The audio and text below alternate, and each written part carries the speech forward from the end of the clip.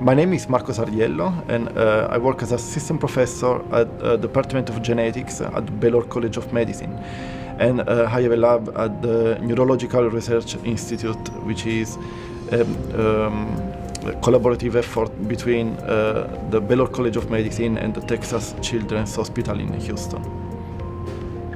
So, my lab is working on a subset of lysosomal storage disorders that are, generally these diseases are inherited diseases that affect the metabolism of the cell and that often result in neurodegeneration.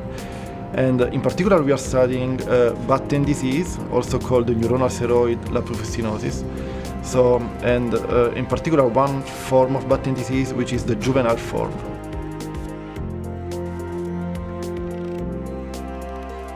My lab, since the beginning, since 2010, has been part of the Neurological Research Institute, which is an institute that is entirely dedicated to the study of diseases that affect the brain.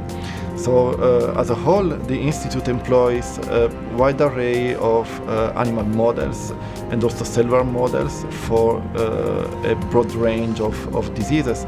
And our expertise is very different, ranging from genetics, biochemistry, cell biology, informatics, and electrophysiology. And so most of the work that is being conducted here consists of collaborative efforts between different researchers and different perspectives, different expertise to put together what we know best, from an experimental point of view, and so that we try to collaborate with each other to make the best possible projects.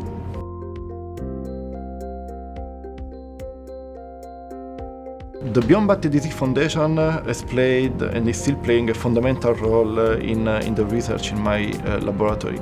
So shortly after our discovery of TFEB, that is a master regulatory protein for the degradative processes in the cell, so shortly after this discovery, they contacted the Neurological Research Institute director, Dr. Huda Zoghbi, to ask if they had a specific program on Batten disease. At that particular moment, there was no program on any of the lysosomal storage disorders going on in the project of NRI, but it happened that Dr. Zoghbi knew about our discovery of TFEB, and she had the intuition that the discovery could be applied to Batten disease as well as other lysosomal storage disorders.